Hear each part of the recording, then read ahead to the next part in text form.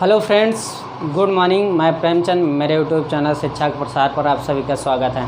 दोस्तों, आज हम लोग क्लास 11 का जो चैप्टर चल रहा था मापन व मात्रक, आज उसी के आगे जहां पर प्रोसेस समाप्त हुआ था उसी का आगे कंटिन्यू करेंगे।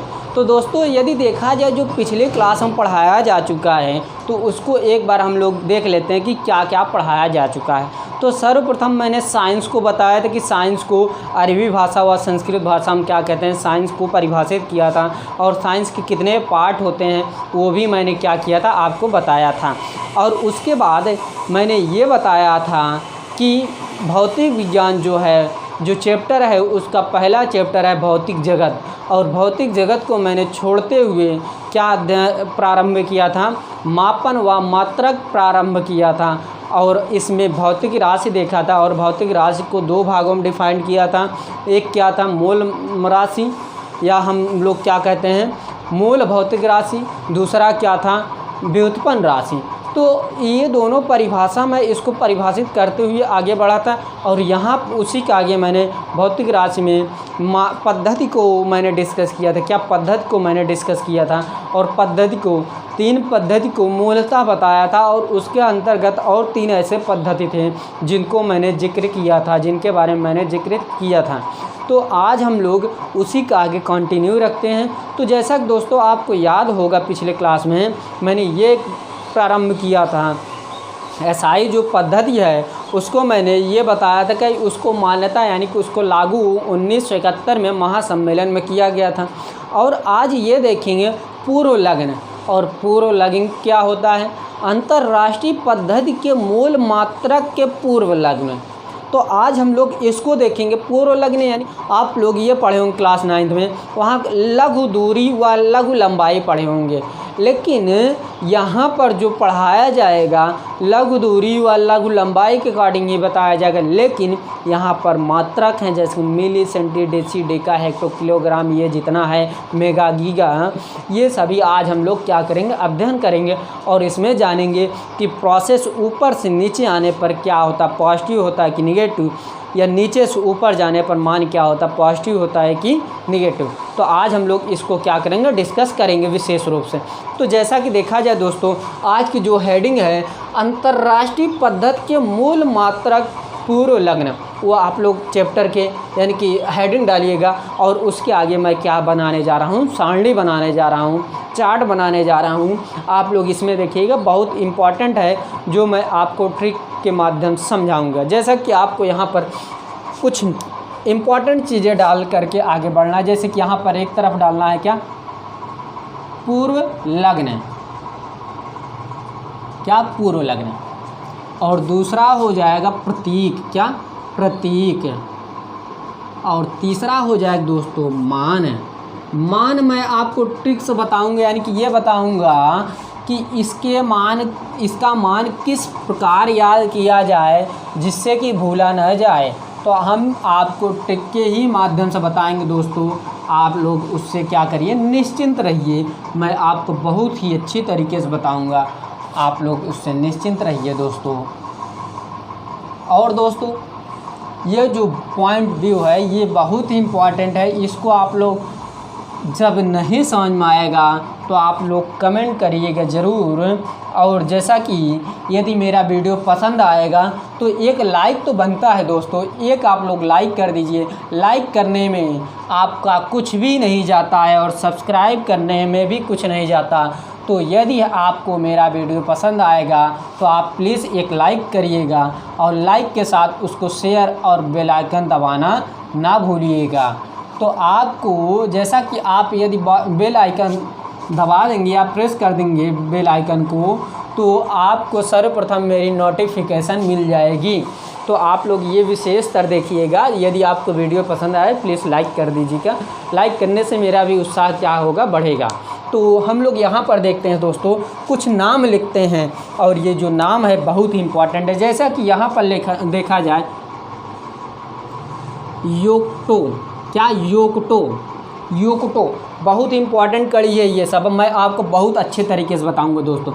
ये 21 पूर्व लग्न है। कितने हैं? 21 पूर्व लग्न। यदि आपको याद हो गया दोस्तों तो आप चाहे जहाँ भी किसी को भी ये आप ऐसे बता सकते हैं। योक्टो के आगे आएगा जेप्टो, जेप्टो क्या? Zepto, Zepto. और जेप्टो के बाद आता है दोस्तों एटो आएगा। क्या? एटो आएगा। एटो के बाद आएगा दोस्तों फेम्टो। क्या? Femto, femto.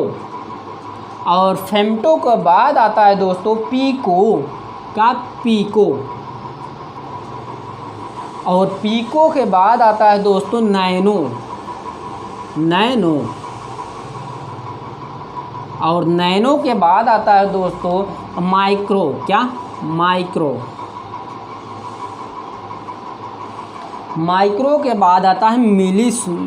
क्या? मिली। मिली के बाद आता है सेंटी। क्या? सेंटी, सेंटी आता है। और सेंटी के बाद आता है दोस्तों डेसी। क्या? डेसी। और डेसी के बाद जो प्रोसेस होता है दोस्तों उसके बाद आता है डेका। क्या? डेका। और डेका के बाद जो आता है दोस्तों वो आता है हेक्टो। क्या आता है? हेक्टो। और हेक्टो के बाद आता है किलो।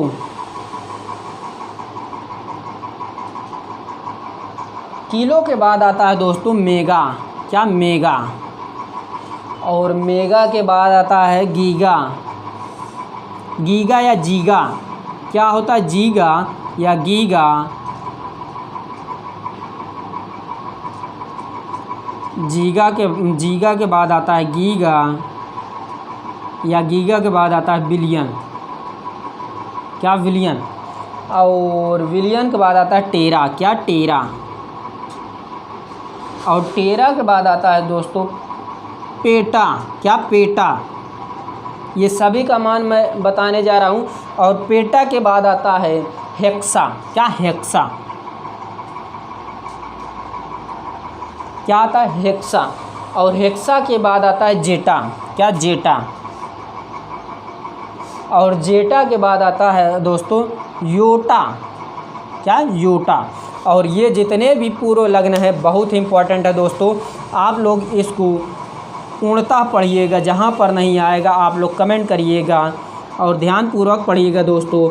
और यहाँ पर थोड़ा ये ध्यान दीजिएगा, बाहरी वातावरण ज़्यादा सुनाई दे रहा है, बाहरी वातावरण से ध्वनि आ रही है, आप लोग उसको इग्नोर करते हुए अध्ययन करिएगा दोस्तों। किस लिए? बाहरी वातावरण से जो आ रही है ध्वनि वो आप लोग ध्यानपूर्वक क्या करिएगा? इग्नोर करते हुए चलिएगा। तो यहाँ पर हम लोग देखते हैं जैसा कि ये जो योटा है, योक्टा है। क्या? योक्टा। योक्टा को हम लोग वाई से डिनोट करते हैं। किससे? वाई से। किससे? वाई से डिनोट करते हैं। तो इसको हम लोग कुछ इस प्रकार देख लेते हैं जिससे कि मिसिंग ना हो दोस्तों।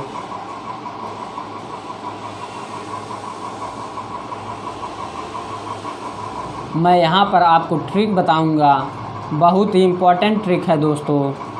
यदि आप लोग इसको याद कर लिए बहुत ही आसानी हो जाएगी। कहीं भी फिजिक्स का कोई भी सवाल हो आप लोग लगा सकते हैं।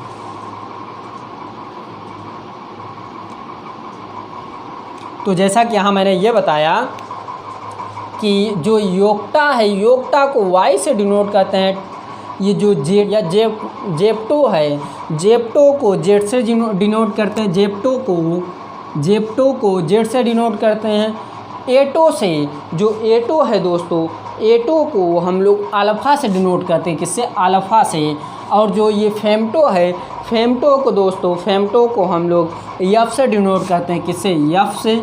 और ये जो पीको है, पीको को आप लोग जानते हैं कि इसको हम लोग पी से डिनोट करते हैं। किसको? किससे? पी से डिनोट करते हैं। पीको को हम लोग पीको को पी से डिनोट करते हैं। और नैनो को दोस्तों एन से डिनोट करते हैं।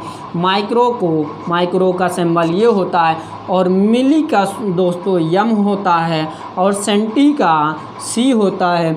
और डेसी का, जैसे कि जो डेसी होता है दोस्तों, ये डेसी बहुत ही इम्पॉर्टेंट है। डेसी को हम लोग डी से डिनोट करते हैं। किससे? डी से। और डेका को डी ए से डिनोट करते हैं। और जो ये हेक्टो है दोस्तों, हेक्टो का बहुत नॉर्मल तरीके से हम लोग देख सकते हैं, एच से क्या, एच से डिनोट करते हैं, और किलो के से डिनोट करते हैं, क्या के से डिनोट करते हैं दोस्तों, के से डिनोट करते हैं। और मेगा को यम से डिनोट करते हैं, आप लोग जानते भी हैं क्या, यम से डिनोट करते हैं। और गीगा को या जीगा को जी और या बी से डिनोट करते हैं। जी मतलब गीगा या जीगा, और क्या होता है बिलियन, बिलियन मतलब बिलियन क्या होता है, किससे डिनोट करते हैं, 20। और टेरा को टी से डिनोट करते हैं, क्या टेरा को टी से डिनोट करते हैं, टेरा को टी से डिनोट करते हैं। और पेटा को पी से डिनोट करते हैं। और एक्सा, यहाँ पर एक्सा होगा, क्या एक्सा, क्या एक्सा, एक्सा का दोस्तों हम लोग ई से डिनोट करते हैं, क्या ई से। और ये जो जेटा है, जो जेटा को हम लोग जेड से डिनोट करते हैं, और योटा को वाई से डिनोट करते हैं। तो अब हम लोग यहाँ पर आते हैं कि कौन सा ऐसा पद है जिसको पकड़ने से मेरा मान क्या हो जाए, क्लियर हो जाए दोस्तों। तो इसके आगे हम लोग देखते हैं, जैसा कि यहाँ पर जो प्रोसेस दिया गया है दोस्तों, यहाँ पर जो प्रोसेस दिया गया है बहुत ही इम्पॉर्टेंट है। तो यहाँ पर जब भी आपको याद करना हो तो सदैव क्या करेंगे आप लोग, डेका को पकड़िए। किसको, डेका को पकड़ने से आपको याद हो जाएगा। यानी कि ये जो प्रोसेस है डेका वाला, यदि आप लोग इसको याद कर लेंगे दोस्तों, यहीं से हर मान क्या होते हैं, बनते हैं। यहीं से क्या होते हैं, हर मान बनते हैं। यानी कि यहाँ पर जो पद होगा दोस्तों, यहाँ पर जो पद होगा ये होगा 10 के पावर 1, क्या 10 के पावर 1। यानी कि ये जो डेका है दोस्तों, डेका के ही आगे ये प्रोसेस सभी क्या होते हैं, बनते हैं। इसको आप लोग याद करिएगा, इसलिए डेका जो है, डेका बहुत ही इम्पॉर्टेंट है। डेका से ही सभी माने क्या होते हैं, बनते हैं। डेका से ही सभी माने क्या होते हैं, बनते हैं। इसको आप लोग ध्यानपूर्वक पढ़िएगा, बहुत मज़ा आने वाला है आपको ये पढ़ने से। पढ़ेंगे तो आपको बहुत ही मज़ा आएगा, ये गारंटी देता हूँ मैं दोस्तों। बहुत नॉर्मल तरीके से इसको मैं बताने जा रहा हूँ, आप लोग याद कर सकते हैं। फैक्ट चीज़ें हैं ये, आपको कहीं मिलने वाली है नहीं, मिलेंगी तो आगे पीछे सभी प्रोसेस दिए रहेंगे, तो आगे पीछे में आप लोग कंफ्यूज हो जाएंगे कौन सा किसका मान किसका है। तो जैसा कि ये मैंने बताया कि ये जो डेका है दोस्तों, डेका से ही मान हम लोग प्रारंभ करेंगे। जब हम लोग डेसी में जाएंगे तो यहाँ आप लोग ये याद करिएगा, जो मान यहाँ से ये यानी कि डेका से, ये जो डेका है दोस्तों, डेका से यदि ऊपर जाएंगे सभी मान क्या होगा, नेगेटिव होगा। क्या नेगेटिव यानी कि माइनस में होगा सभी मान। जब हम लोग डेका से ऊपर जाएंगे, यानी मान लीजिए डेका है, डेका के ऊपर डेसी, सेंटी, मिली, माइक्रोन, नैनो, पीको, फेम्टो, एटो, जेप्टो और योक्टो, ये सभी मान क्या होंगे, माइनस में होंगे। जब नीचे आएंगे ये सभी मान क्या हो जाएंगे, पॉजिटिव हो जाएंगे। क्या पॉजिटिव यानी प्लस हो जाएंगे। तो आप लोग ये देखिएगा, इसके जब आप लोग ऊपर जाएंगे यानी कि ये हो जाए क्या, ये जैसा कि ये यहाँ पर हम लोग मान लेते हैं 10 पावर क्या है 0, तो 1 वैल्यू आ जाएगा, तो 1 जो है प्रोसेस अलग कर देगा। तो यहाँ पर हम लोग मानेंगे क्या, 10 के पावर -1। यानी कि ये जो डेसी है दोस्तों, डेसी का मान क्या हो जाएगा, -1। डेसी का मान क्या हो जाएगा, -1 हो जाएगा। डेसी का मान क्या हो जाएगा, -1 हो जाएगा। तो इसको आप लोग ध्यानपूर्वक पढ़िएगा। और जो डेका है इसी को क्या करिए, 1 क्या करिए, इसी में ऐड कर दीजिए। यानी कि माइनस क्या हो जाएगा, माइनस है 10 के पावर क्या हो जाएगा, -2। यानी कि ये जो सेंटी है, सेंटी को जो मान होगा 10 के पावर -2 हो जाएगा। और यही जो मिली दिया है, मिली के घात में हो जाए क्या दोस्तों, मिली के घात में क्या हो जाएगा, -3। अभी तो ये चलिए हम देख लिए कि ये जो प्रोसेस हो रहा है ये सीरियल क्रम में हो रहा है 1 2 3। अब इसके बाद जैसे ही आप लोग मिली से माइक्रोन पर जाएंगे, ये मान दुगना होना प्रारंभ हो जाएगा, 2 गुना होना प्रारंभ हो जाएगा। यानी कि ये जो मान है दोस्तों, ये जो मान है 10 के पावर क्या हो जाएगा, -6। यहाँ 3 को 2 गुना कर देंगे, यहाँ 3 को 2 गुना कर देंगे तो ये मेरा माइक्रोन का मान मालूम हो जाएगा 10 पावर -6। जब 3 को 3 गुना कर देंगे तो ये हमको क्या नैनो का मान मालूम हो जाएगा।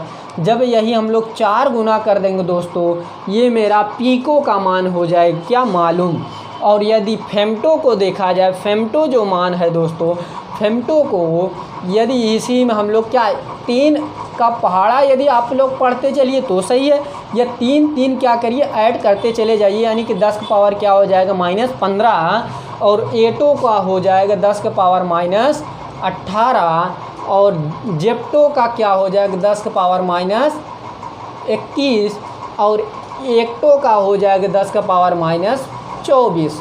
तो ये सभी मान क्या हैं, प्रोसेस क्या है, ऊपर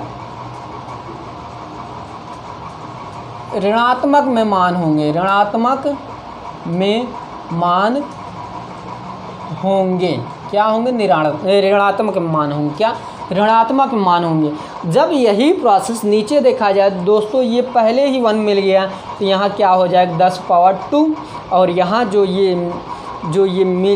किलो दिया गया क्या किलो, यहाँ पर देखा जाए दोस्तों, ये जो हेक्टो दिया गया क्या हेक्टो का मान क्या हो जाएगा 10 का पावर 2। जब यही किलो पर आएंगे तो 10 का पावर क्या हो जाएगा 3, और इसके बाद 3 के बाद हम लोग क्या करेंगे 2 गुना प्रारंभ कर देंगे। जिस प्रकार ऊपर हुआ है उसी प्रकार नीचे भी हो जाएगा। 10 का पावर क्या हो जाएगा 6, और 10 का पावर क्या हो जाएगा 9, 10 का पावर क्या हो जाएगा 12, और 10 का पावर क्या हो जाएगा 15, 10 का पावर क्या हो जाएगा 18, 10 का पावर क्या हो जाएगा 21, और 10 का पावर क्या हो जाएगा 24। तो यहाँ पर हम लोग देखते हैं दोस्तों, तो आपको यही ध्यान रखना है कि ये जो डेका है, डेका से ही सभी मान क्या होते हैं बनाए जाते हैं, यहीं से सभी मान क्या होते हैं बनाए जाते हैं।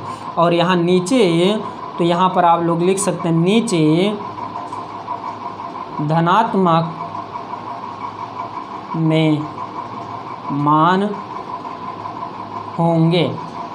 तो ये आपको ध्यान रखना है कि जो डेका है, डेका से ही हम लोग प्रारंभ करेंगे। ऊपर जाएंगे तो 3 पद सीरियल क्रम में 3 पद रखे जाएंगे, जैसे कि 1 2 3, यहाँ तक सीरियल क्रम में व्यवस्थित कर दिया गया। और उसके बाद 3 से जो प्रोसेस है, 3 को 2 गुना करते चले जाइए, या 3 को जब सर्वप्रथम 2 गुना करेंगे तो 6 प्राप्त हो जाएगा। तो जो अगली संख्या प्राप्त होगी उसमें क्या करते चले जाइए 3 ऐड करते चले जाइए।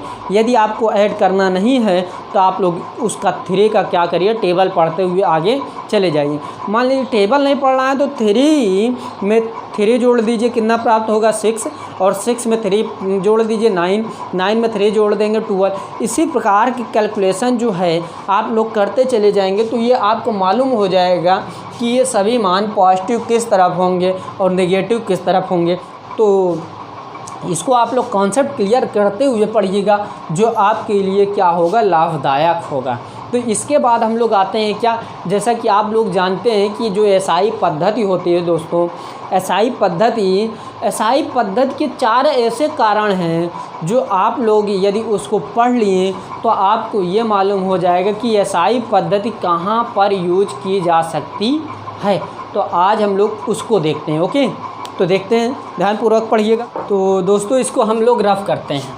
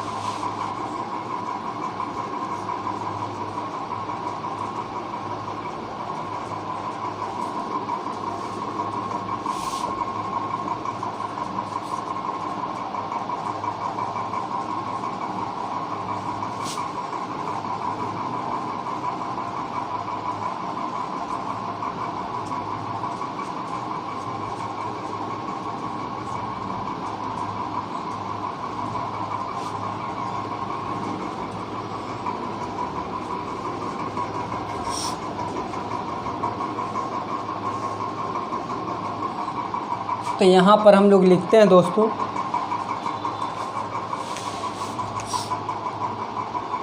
SI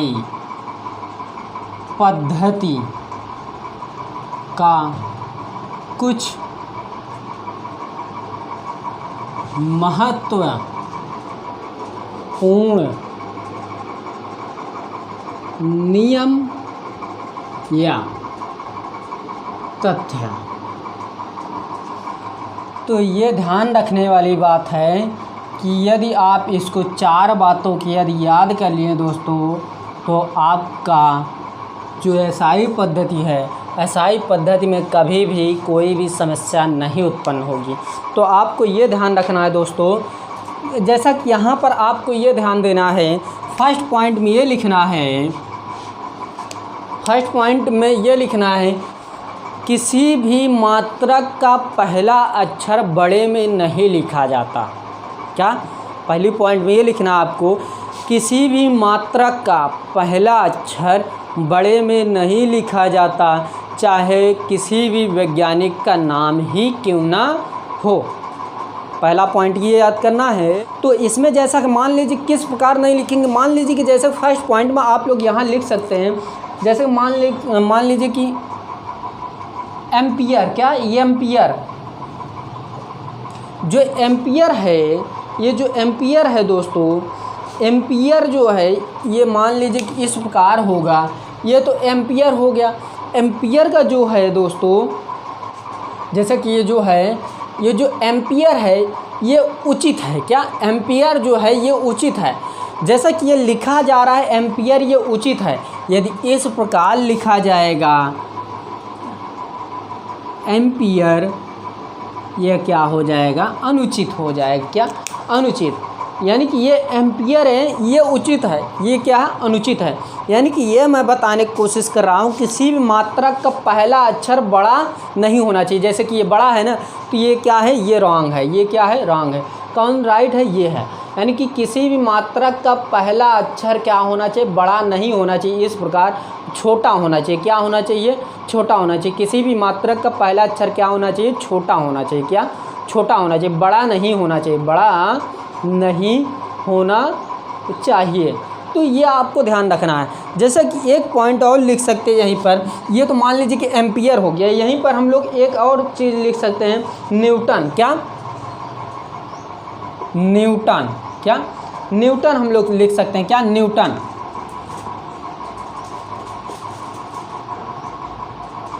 Newton. क्या? न्यूटन। ये जो न्यूटन लिखा गया है दोस्तों, ये क्या है? राइट है। ये क्या है? राइट है। यदि इसी को हम लोग इस प्रकार लिख दें, क्या? न्यूटन, ये क्या हो जाएगा? रॉन्ग हो जाएगा। क्या? ये जो न्यूटन लिखा गया है दोस्तों, ये जो न्यूटन लिखा गया है ये क्या है?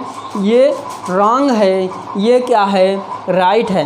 यानी किसी भी वैज्ञानिक का नाम क्यों ना ही हो, मात्रक में उसका प्रारंभ अक्षर कैपिटल में नहीं लिखा जाता। किस में लिखा जाता है? स्मॉल में लिखा जाता है। यानी कि कहीं भी आपको न्यूटन का मात्रक, यानी न्यूटन एक मात्रक है, किसका मात्रक? वो आप लोग जानते हैं, बल का होता है। तो ये जो प्रोसेस है, जैसा कि ये जो न्यूटन दिया गया है, ये किसी वैज्ञानिक का नाम है। जैसे न्यूटन एक वैज्ञानिक है, इनका जो प्रारंभिक अक्षर होगा वो कैपिटल में नहीं होना चाहिए, बल्कि क्या होना चाहिए? स्मॉल में होना चाहिए। ये ध्यान रखना है आपको। फर्स्ट पॉइंट में यही लिखना है, मात्रक, किसी भी मात्रक का पहला अक्षर बड़े में नहीं होना चाहिए, वो चाहे किसी वैज्ञानिक का ही नाम ना हो, वो चाहे किसी वैज्ञानिक का ही नाम क्यों ना हो। ये आपको ध्यान रखना है। तो इसी का आगे सेकंड पॉइंट यदि देखा जाए दोस्तों, ये आपको पहली पॉइंट में लिख लिए, तो सेकंड पॉइंट को यदि देखा जाए दोस्तों, सेकंड पॉइंट भी बहुत इम्पॉर्टेंट है। ये आपको पॉइंट भी जो पढ़ा रहा हूँ मैं, ये कहीं भी मिलने वाला नहीं है, आपको ध्यान ये रखना है। यदि सेकंड पॉइंट देखा जाए दोस्तों, क्या? यदि सेकंड पॉइंट देखा जाए तो इसका जो है बहुत इम्पॉर्टेंट है। जैसा कि ये देखा जाए, ये यहाँ पर हम लोग ये बोल सकते हैं, जैसे कि यहाँ लिखा जाए दोस्तों, तो आप लोग यहाँ ये लिख सकते हैं, जो मात्रक वैज्ञानिक के नाम पर हो, जो मात्रक वैज्ञानिक के नाम पर हो, जो भी मात्रक वैज्ञानिक के नाम पर हो, उसका मात्रक कैपिटल में लिखा जाता है। जैसा कि अभी मैंने इससे पहले बोला कि कोई भी मात्रक, कोई भी मात्रक हो, चाहे वह वैज्ञानिक के नाम पर ही हो, उसका पहला अक्षर बड़ा नहीं होना चाहिए। मैं नाम लिखने के आधार पर कह रहा हूँ मात्रक का, तो वहाँ पहले पॉइंट मैंने ये समझाया कि न्यूटन का जो न्यूटन लिखा जाएगा उसका फर्स्ट अक्षर जो होगा कैपिटल में नहीं लिखा जाएगा बल्कि स्मॉल में लिखा जाता है। और इसमें क्या होता है, यहाँ पर जो भी मात्रक होंगे चाहे वो वैज्ञानिक को होंगे, उसका पहला अक्षर क्या होगा, बड़े में लिखा जाएगा। जैसे मान लीजिए न्यूटन हमेशा हम लोग यही पढ़ते हैं, न्यूटन को हमेशा एन से डिनोट करते हैं। क्या, हमेशा एन से डिनोट करते हैं। तो यहाँ आप लोग ये लिखिएगा पॉइंट व्यू, जो मात्रक वैज्ञानिक के नाम पर हो, क्या, जो मात्रक वैज्ञानिक के नाम पर हो उसका प्रतीक बड़ा अक्षर होता है। उसका प्रतीक क्या होगा, बड़ा अक्षर होगा। यानी कोई भी मात्रक वैज्ञानिक के नाम पर होगा उसका पहला अक्षर है, जो मात्रक होगा किसी भी वैज्ञानिक के नाम पर जो मात्रक रहेगा वो मात्रक क्या होगा, कैपिटल में लिखा जाए। जो मात्रक वैज्ञानिक के नाम पर है तो उसका जो प्रतीक होता है दोस्तों, उसका जो प्रतीक होता है बड़ा में लिखा जाता है। जैसे न्यूटन क्या लिखा गया, बड़े में लिखा गया एन। जैसा कि यहीं पर आपसे पूछ लिया जाए कूलाम, क्या, कूलाम को किससे डिनोट किया जाए, बड़ा से, यानी कि सी, बड़े सी से क्या किया जाता है, डिनोट किया जाता है। तो ये आपको याद करना है दोस्तों। तो यहाँ आपको ये लिखना है सेकंड पॉइंट में, जो मात्रक वैज्ञानिक के नाम पर है उसका प्रतीक बड़ा अक्षर में होता है, अन्य का नाम नहीं। जैसा कि मान लीजिए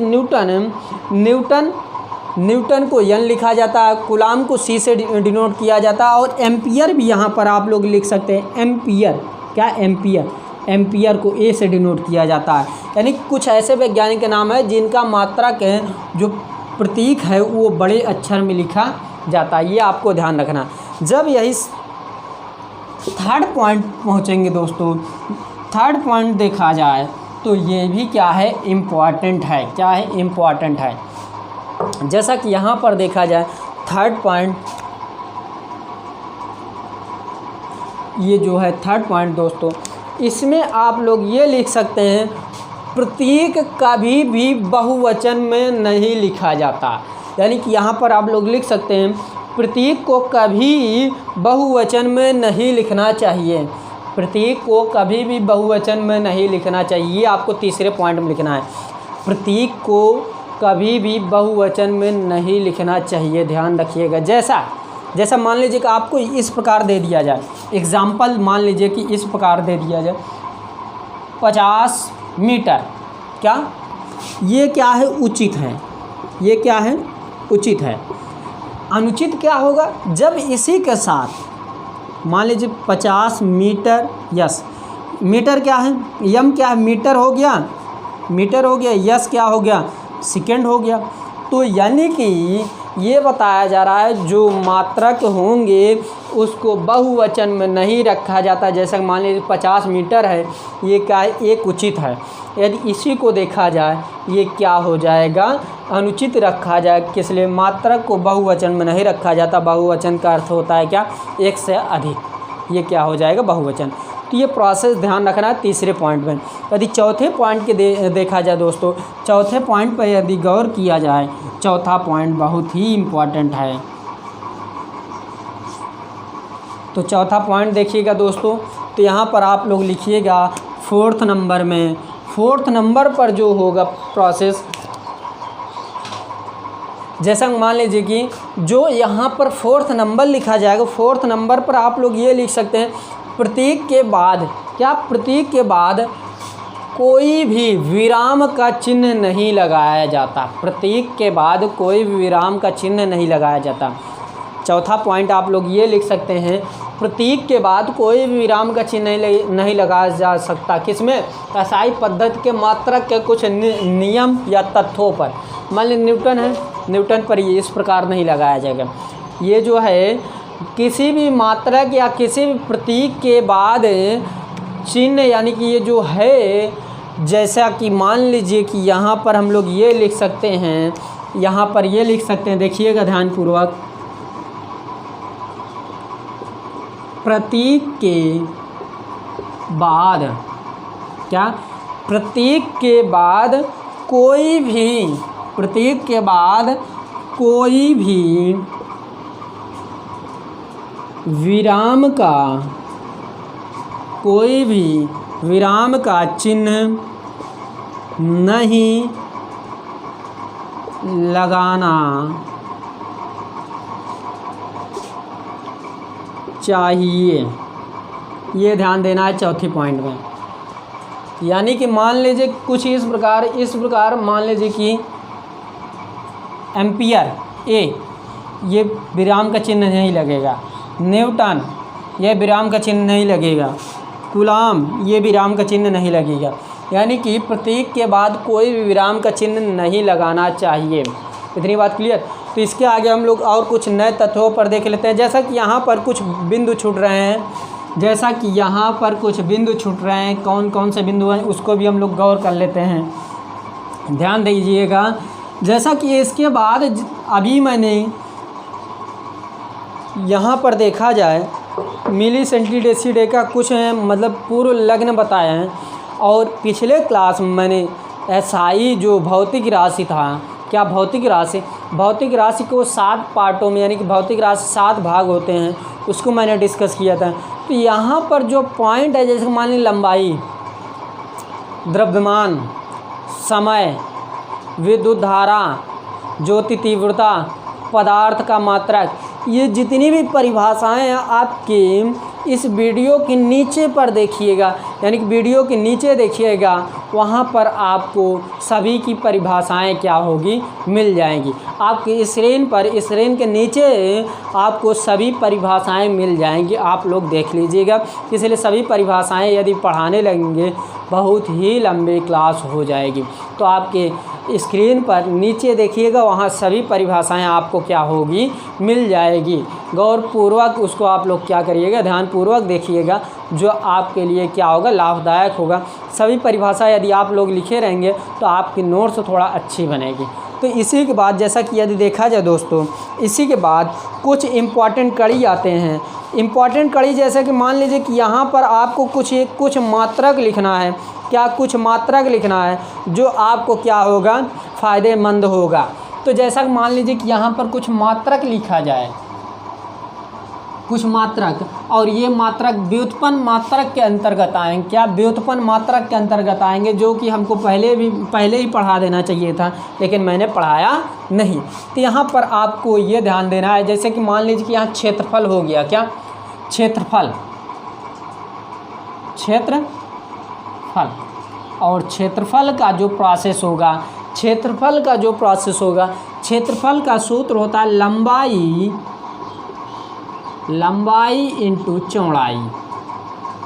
क्या क्षेत्रफल का जो सूत्र होता है लंबाई इंटू चौड़ाई, और लंबाई किस में नापी जाती है दोस्तों, मीटर में, इंटू चौड़ाई क्या नापी जाती है किस में, मीटर में, और मीटर क्या हो जाएगा, मीटर स्क्वायर हो जाएगा। यानी कि क्षेत्रफल का मात्रक क्या होता है दोस्तों, मीटर स्क्वायर। ये आपको ध्यान रखना है। जैसा कि मान लीजिए कि यहीं पर आयतन का मान पूछ लिया जाए, आयतन का, तो आयतन का क्या होता है दोस्तों, लंबाई चौड़ाई इंटू ऊंचाई। क्या, और लंबाई को किस में नापते हैं दोस्तों, लंबाई मान लीजिए कि यहाँ से यहाँ तक किस में नापेंगे, मीटर में ही नापेंगे। और ये जो चौड़ाई है, चौड़ाई मान लीजिए कि इसकी ये चौड़ाई है, कितना चौड़ाई है, क्षेत्रफल क्या है इसका, क्षेत्रफल मान लीजिए कि चौड़ाई जो है 5 है, तो यहाँ इसकी भी जो चौड़ाई है मीटर में नापी जाएगी, और ऊंचाई भी मान लीजिए कि ऊंचाई भी किस में नापी जाएगी, मीटर में। यानी कि मीटर इंटू मीटर, तो मीटर क्या होगा, मीटर क्यूब हो जाएगा। क्या, मीटर क्यूब हो जाएगा दोस्तों। ये आपको ध्यान देना है।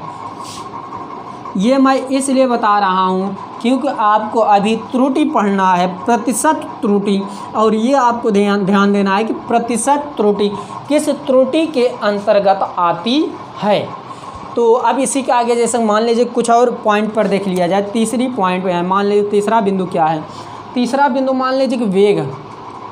क्या, वेग, और वेग का सूत्र होता है विस्थापन बटे क्या होता है, क्या, समय। और विस्थापन को हम लोग मीटर में नापते हैं। क्या, मीटर में। और क्या समय क्या हो जाएगा, सेकंड हो जाएगा, क्या सेकंड हो जाएगा, और इसका मात्रक हो जाएगा मीटर प्रति सेकंड, या इसको हम लोग ये भी लिख सकते हैं मीटर सेकंड इनवर्स, क्या सेकंड इनवर्स। और इसी के आगे 4th नंबर पर यदि देखा जाए दोस्तों, ये आपको क्लियर कहाँ पर करवाया जाएगा, जब आपको मैं बीमा पढ़ाऊँगा तो वहाँ पर ये सभी प्रोसेस आपको काम आने वाले हैं। तो जैसा कि यहाँ पर देखा जाए कुछ और बिंदु, मान लीजिए घनत्व, क्या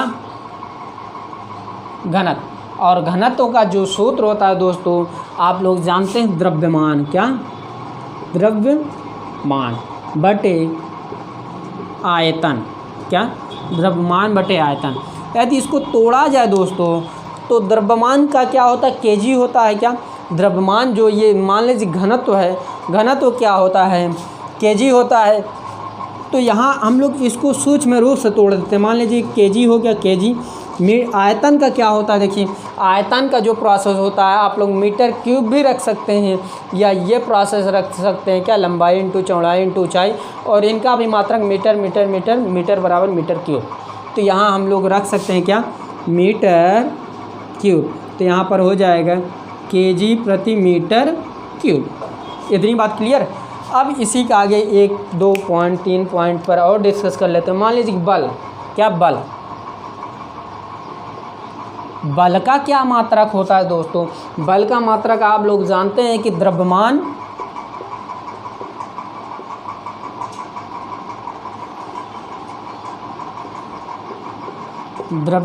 इंटू,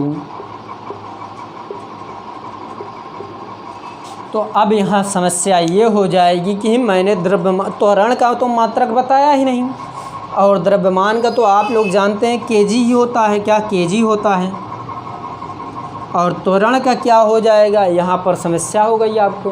तो त्वरण का मात्रक होता है मीटर प्रति सेकंड स्क्वायर, क्या मीटर प्रति सेकंड स्क्वायर, तो यहाँ हो जाएगा मीटर प्रति सेकंड स्क्वायर, तो यहाँ हो जाएगा केजी मीटर प्रति सेकंड स्क्वायर। तो ये क्या हो गया बल का मात्रक। बल का मात्रक न्यूटन भी होता है, और एसआई पद्धति में वो प्रोसेस अलग हो जाएगा सभी।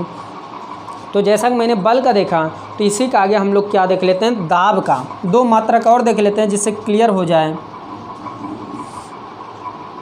और दाब का जो फार्मूला है दोस्तों आप लोग जानते हैं कि बल बटे क्या होता है, बल बटे क्षेत्रफल, बल बटे क्या होता है क्षेत्रफल, और बल को आप लोग लिख सकते हैं न्यूटन, क्या न्यूटन बटे क्षेत्रफल क्या होता है दोस्तों मीटर स्क्वायर। और आप लोग जानते हैं न्यूटन यानी कि ये क्या है मात्रक न्यूटन का ही है, तो यहाँ पर हम लोग पुट कर सकते हैं क्या केजी मीटर प्रति सेकंड स्क्वायर बटे क्या है मीटर स्क्वायर। इसको हम लोग इंग्लिश में लिख देते हैं, अंग्रेजी में मीटर स्क्वायर। ये मीटर मीटर कैंसिल आउट, तो ये बचा क्या केजी प्रति मीटर सेकंड स्क्वायर, क्या केजी प्रति मीटर सेकंड स्क्वायर। क्या इतना बात प्रोसेस क्लियर हुआ दोस्तों। अब इसी के आगे एक मात्रक और देख लेते हैं जिसको हम लोग कहते हैं कार्य। तो कार्य का जो मात्रक होता है दोस्तों, कार्य का मात्रक जो होता है बल बटे विस्थापन, बल इंटू विस्थापन, बल इंटू विस्थापन। जैसा मान लीजिए बल का जो मात्रक होता है आप लोग यही डायरेक्ट रख दीजिए, क्या केजी मीटर प्रति सेकंड स्क्वायर इंटू विस्थापन का क्या होता है दोस्तों, विस्थापन का आप लोग जानते हैं क्या होता है मीटर, क्या मीटर। देखिए अभी मैंने कुछ समय पहले यहाँ पर विस्थापन बताया ना मीटर, तो यहाँ पर भी क्या हो जाएगा मीटर हो जाएगा, तो यहाँ पर हो जाएगा क्या केजी मीटर मीटर क्या हो जाएगी मीटर स्क्वायर प्रति सेकंड स्क्वायर। इतनी बात क्लियर।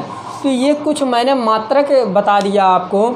इसके आगे हम लोग पढ़ते हैं क्या त्रुटि। क्या त्रुटि, त्रुटि बहुत ही इम्पॉर्टेंट है। त्रुटि जो है दोस्तों बहुत ही इम्पॉर्टेंट है। त्रुटि की यदि परिभाषा देखा जाए, त्रुटि जो है इम्पॉर्टेंट है बहुत ही दृष्टिकोण से देखा जाए। हाई स्कूल व इंटर फर्स्ट ईयर व सेकेंड ईयर के थ्रू से देखा जाए बहुत ही इम्पॉर्टेंट है दोस्तों।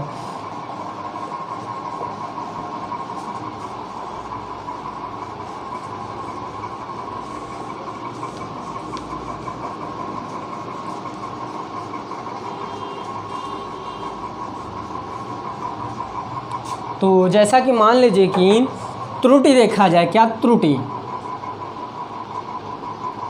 त्रुटि क्या होता है? त्रुटि जो है दोस्तों बहुत ही इम्पोर्टेंट कड़ी है। मान लीजिए जैसे कि वास्तविक मान, क्या वास्तविक मान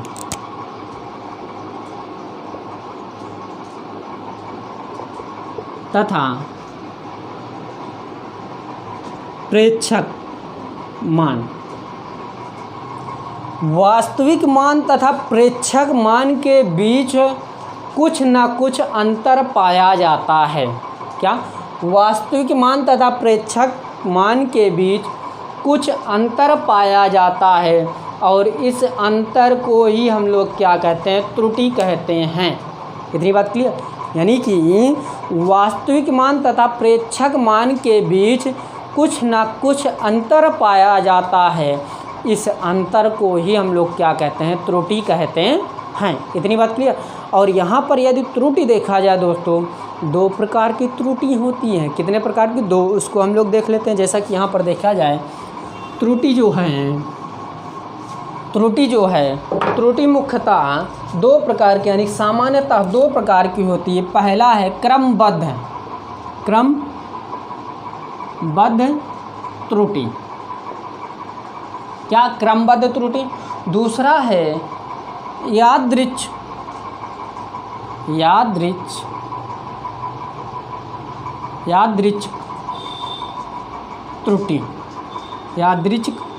त्रुटि। इसमें से जो त्रुटि होती है, मान लीजिए क्रमबद्ध त्रुटि जो होती है दोस्तों, ये जो क्रमबद्ध, इसको यदि परिभाषित किया जाए दोस्तों, पहली पॉइंट यदि हम लोग डाल कर देखें, यानी कि पहली हेडिंग डालते हैं क्रमबद्ध त्रुटि। क्रमबद्ध त्रुटि यदि देखा जाए दोस्तों, तो इसकी परिभाषा कुछ इस प्रकार बनेगी। ऐसी त्रुटि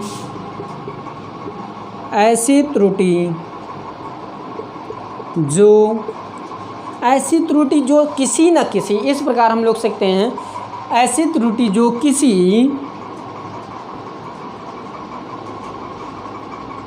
प्रयोग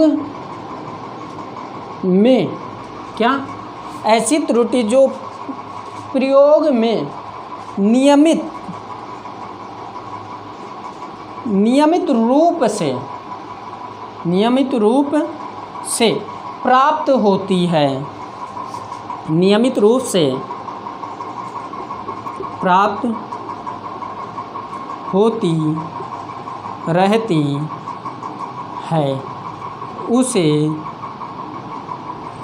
क्रमबद्ध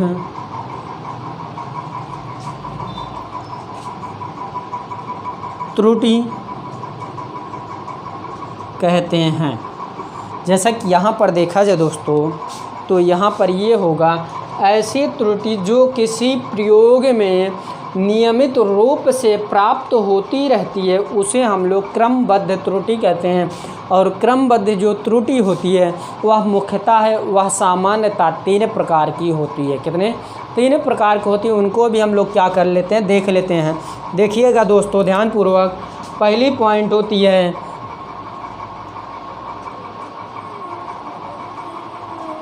यंत्रगत त्रुटि। क्या? यंत्रगत त्रुटि। और दूसरा जो होता है दोस्तों प्रायोगिक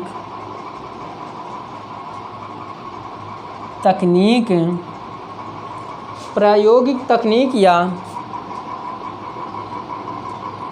कार्यविधि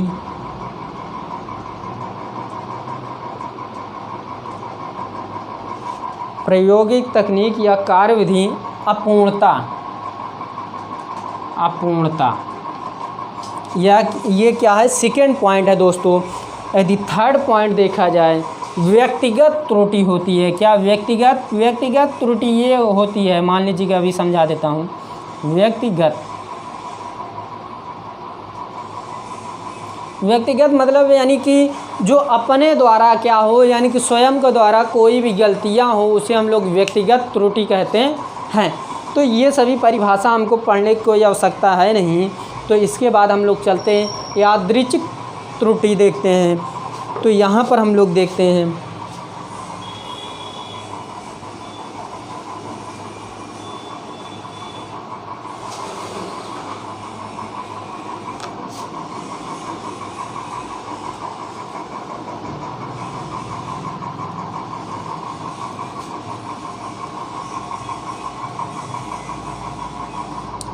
तो ये जो यादृच्छिक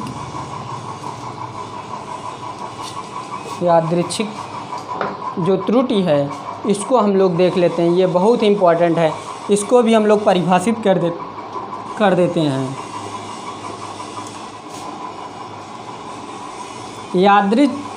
यादृच्छिक त्रुटि ऐसी त्रुटि है जिसके, ध्यानपूर्वक पढ़िएगा, यादृच्छिक त्रुटि ऐसी त्रुटि है जिसके स्रोत का ज्ञान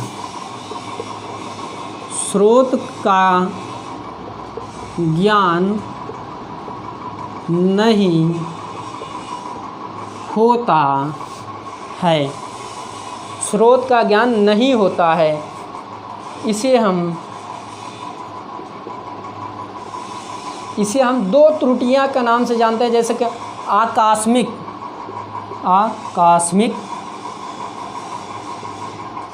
त्रुटि या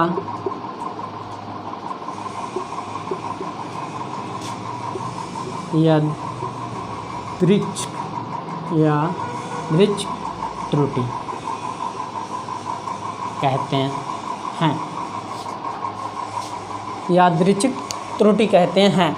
अब जैसे कि ये मान लीजिए कि यादृच्छिक त्रुटि ऐसी त्रुटि है जिनके स्रोत का ज्ञान नहीं होता है, उसे हम आकस्मिक त्रुटि या यादृच्छिक त्रुटि कहते हैं। आकस्मिक त्रुटि या यादृच्छिक त्रुटि कहते हैं। इसके अंतर्गत कई त्रुटियां आती है जिनको हमको मुख्यतः याद करना है, उसको विशेष रूप से अध्ययन करना है, इसलिए इन्हीं के अंतर्गत हमको जोड़, घटाना, गुणा, भाग पढ़ना भी आना चाहिए। तो उसको हम लोग ध्यानपूर्वक पढ़ते हैं।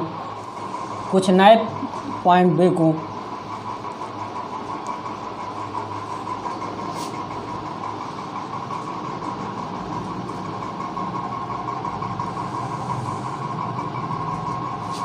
तो यहाँ आपको ये ध्यान देना है, जैसे कि मान लीजिए कि यहीं पर फर्स्ट पॉइंट ये आएगा। क्या फर्स्ट पॉइंट आएगा, इसको आप लोग ध्यान दीजिएगा। निरपेक्ष कॉमा निरपेक्ष सापेक्ष तथा हम लोग लगा कर दे सकते हैं सापेक्ष एवं प्रतिशत त्रुटि।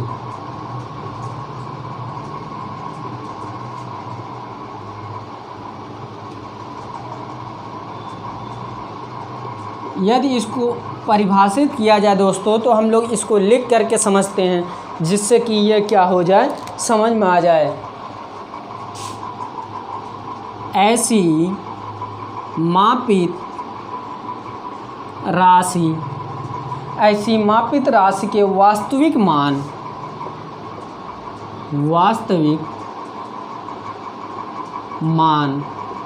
तथा ऐसे मापित राशि के वास्तविक मान तथा उसके प्रेक्षिक मान, उसके प्रेक्षित मान के बीच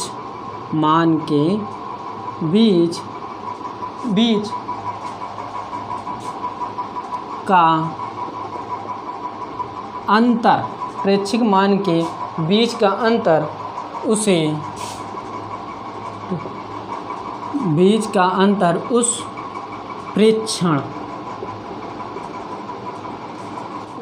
प्रेक्षक की निरपेक्ष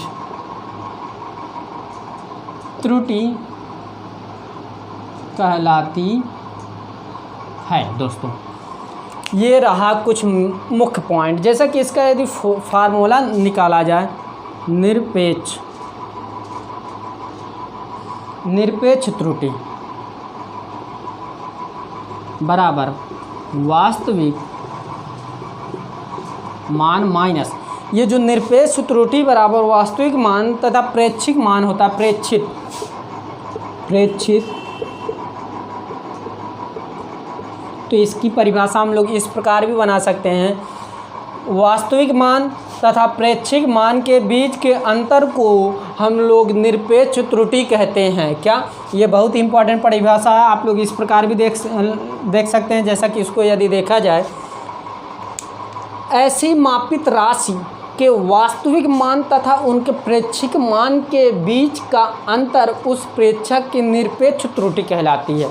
मान लीजिए कि ये परिभाषा जो मैं लिखा हूँ ये नहीं क्लियर हो रहा है, तो आपको इस प्रकार याद कर लेना चाहिए। देखिएगा, निरपेक्ष त्रुटि जो परिभाषा बनेगी इसकी इस प्रकार बनेगी, वास्तविक मान तथा प्रेक्षित मान के अंतर के, यानी कि वास्तविक मान तथा प्रेक्षित मान के बीच के अंतर को निरपेक्ष त्रुटि कहते हैं। इतनी बात क्लियर।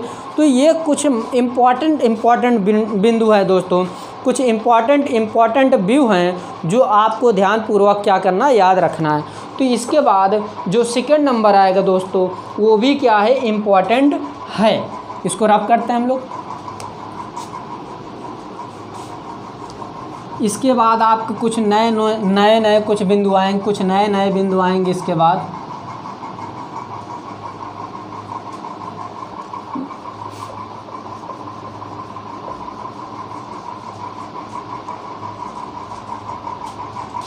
तो यदि इसके बाद सेकंड पॉइंट देखा जाए दोस्तों, तो सेकंड पॉइंट यानी बी नंबर होगा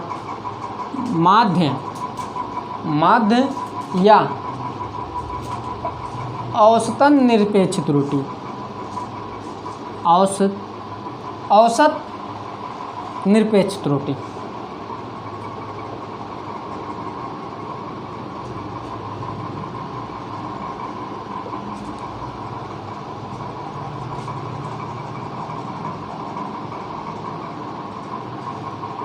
तो जैसा कि इसको मैं परिभाषा लिखूं तो कुछ नॉर्मल तरीके से इसकी परिभाषा दे सकता हूं। जैसा कि मान लीजिए विभिन्न प्रेक्षण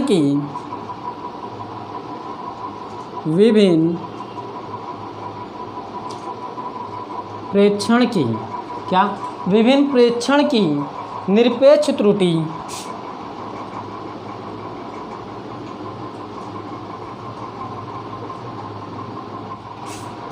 निरपेक्ष त्रुटियों का समांतर माध्य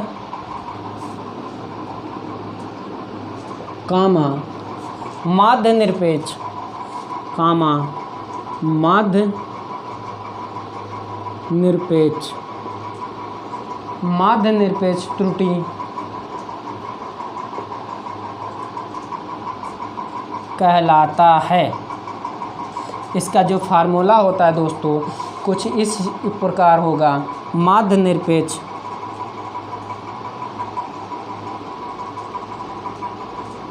निरपेक्ष बराबर हो जाए माध्य त्रुटि निरपेक्ष बराबर, तो इसको हम लोग delta A bar delta A बराबर हो जाएगा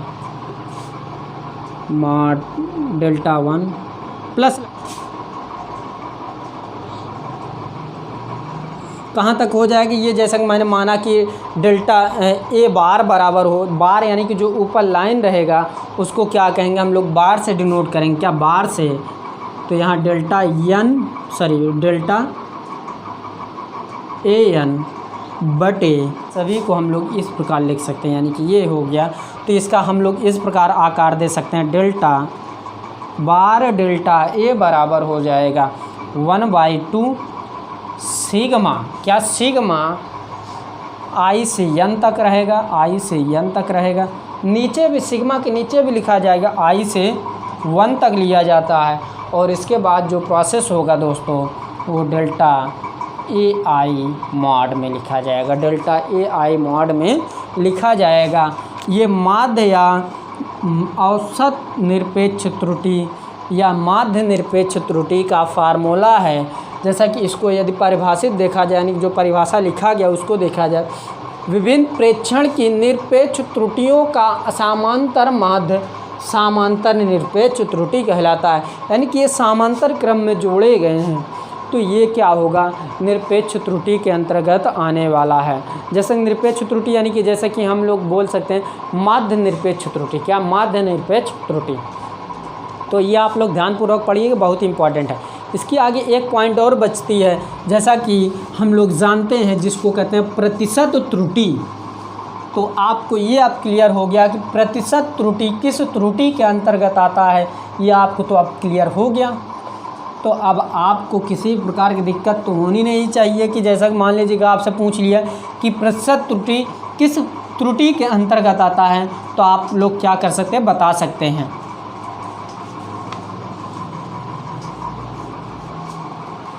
तो जैसा कि यहाँ पर देखा जाए प्रतिशत त्रुटि, क्या, प्रतिशत त्रुटि, प्रतिशत त्रुटि ये बहुत इम्पॉर्टेंट त्रुटि है।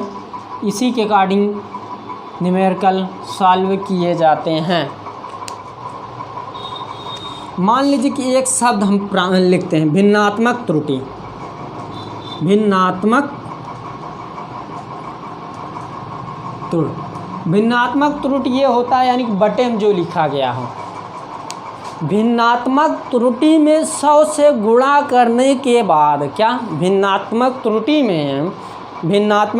में 100 से गुणा करने के बाद जो कुछ प्राप्त होगा वह प्रतिशत त्रुटि कहलाएगा। क्या, भिन्नात्मक त्रुटि में 100 से गुणा करने पर जो प्राप्त होगा, जो भी कुछ प्राप्त होगा उसे हम लोग क्या कहेंगे, प्रतिशत त्रुटि कहेंगे। इतनी बात क्लियर। तो प्रतिशत त्रुटि बराबर फार्मूला होता है, आप लोग उसको लिख लीजिएगा, यानी प्रतिशत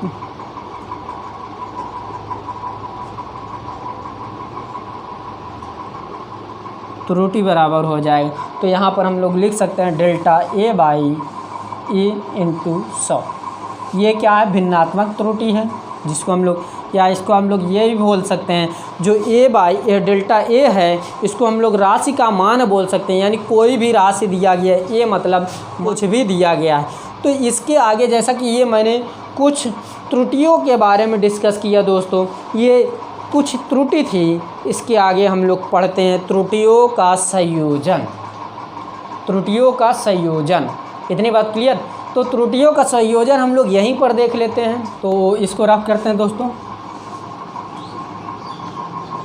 तो इसके बाद आएगा दोस्तों त्रुटि का संयोजन या त्रुटियों का संयोजन, बहुत ही इम्पोर्टेंट है। पहले जब ये सिलेबस अलग नहीं था तो इसमें से एक प्रश्न आवश्यक रूप से इससे एक प्रश्न उठा लिया जाता था। क्या, त्रुटियों का संयोजन। त्रुटियों के संयोजन में 3 महत्वपूर्ण बिंदु होते हैं। सर्वप्रथम होता है क्या, योग पर आधारित। दूसरा क्या होता है, गुणा पर आधारित। तीसरा क्या होता है, मापन पर आधारित होता है। ये 3 बिंदु यदि आप लोग पढ़ लिए, त्रुटि आपको क्लियर हो गया।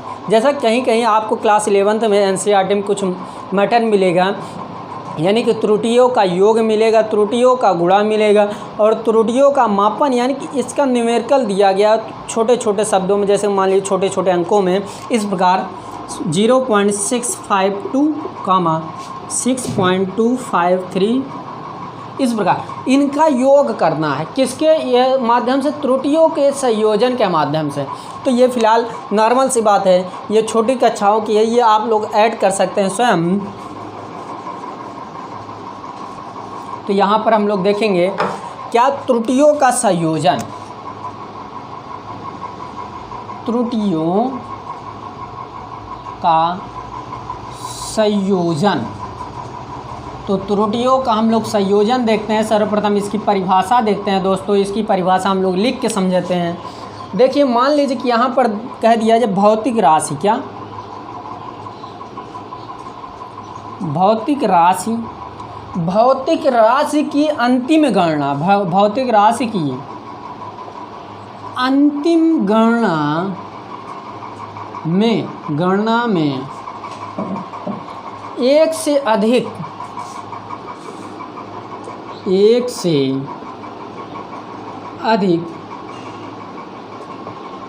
भौतिक राशि, एक से अधिक भौतिक राशि, एक से अधिक भौतिक राशि का समावेश होता है, उसे हम त्रुटियों का संयोजन कहते हैं। जैसा कि यहाँ पर जो परिभाषा में बताया जा रहा है दोस्तों, जैसा कि यहाँ पर देखा जाए, भौतिक राशि की अंतिम त्रुटि में एक से अधिक भौतिक राशि का समावेश होता है, उसे हम त्रुटि का संयोजन कहते हैं। जैसा कि मैंने आपको जब भौतिक राशि पढ़ा रहा था तो वहाँ मैंने भौतिक राशि के कुछ महत्वपूर्ण तथ्यों के बारे में अवगत करवाया था। जैसा कि यहाँ पर देखा जाए दोस्तों, सर्वप्रथम क्या था? लंबाई, दूसरा क्या था? द्रव्यमान, तीसरा क्या था? समय, चौथा क्या था? ताप, पांचवा क्या था? विद्युत धारा।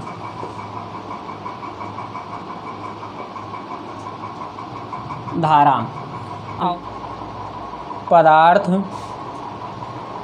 की तीव्रता, और इसके बाद जो आता है ज्योति तीव्रता। यानी कि ये 7 भौतिक राशि हैं, इसमें से एक से अधिक भौतिक राशि का समावेश होता है, यानी कि त्रुटियों का संयोजन में एक से अधिक भौतिक राशि का समावेश होता है, उसे हम लोग त्रुटि का संयोजन कहते हैं। क्या त्रुटि का संयोजन कहते हैं? और बात ये आपको ध्यान देना है, यानी कि ये मेरा कहने का अर्थ है, जो त्रुटि का संयोजन प्राप्त होगा वो पूर्ण रूप से प्राप्त किया जाएगा, यानी कि उसको अपूर्ण रूप नहीं रखा जा सकता, उसको पूर्ण रूप में कन्वर्ट किया जाता है। तो यदि यहीं पर देखा जाए दोस्तों, जो यहीं पर यदि कुछ पॉइंट भी हैं, जैसे कि यहाँ पर देखा जाए, जो त्रुटि का संयोजन है वो मुख्यतः 3 प्रकार के होते हैं। कितने प्रकार के? 3 प्रकार के। उनको भी हम लोग क्या कर लेते हैं, देख लेते हैं दोस्तों, उनको भी क्या कर लेते हैं, हम लोग देख लेते हैं। पहला पॉइंट होगा क्या? बहुत इम्पोर्टेंट रहेगा, जिसको हम लोग संकलन, संकलन एवं व्यवकलन। क्या व्यवकलन होता है? व्यवकलन, संकलन एवं व्यवकलन में त्रुटि।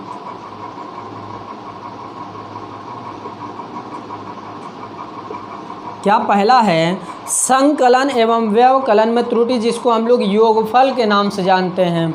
दूसरा पॉइंट है दोस्तों, दूसरा पॉइंट है, बहुत इम्पोर्टेंट है, गुणन एवं गुणन एवं विभाजन में त्रुटि।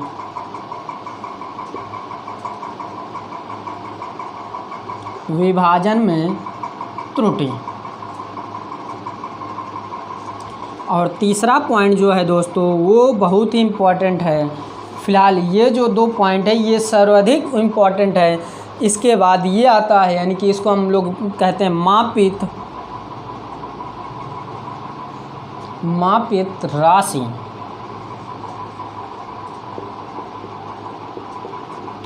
मापित राशि की घात में त्रुटि। मापित राशि में घात की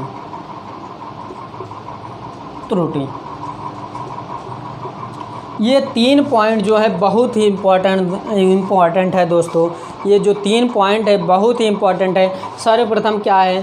संकलन एवं व्यवकलन में त्रुटि। संकलन एवं व्यवकलन में त्रुटि। दूसरा है गुणन एवं विभाजन में त्रुटि। तीसरा पॉइंट है मापित राशि में घात की त्रुटि। ये 3 पॉइंट दोस्तों आने वाले क्लासों में हम लोग क्या करेंगे? अध्ययन करेंगे। जैसा कि जब ये समाप्त होगा तो हम लोग क्या करेंगे?